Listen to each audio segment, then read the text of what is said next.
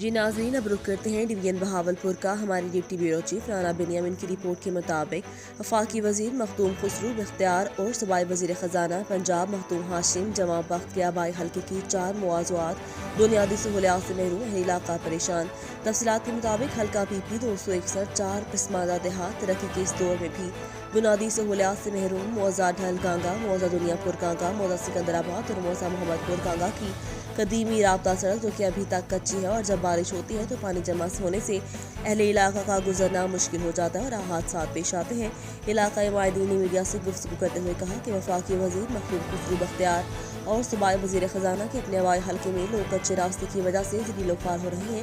عوام پریشان حال ہے، آپ اپنے مریضوں کو ہسپتال تک بھی نہیں لے کر جا سکتے۔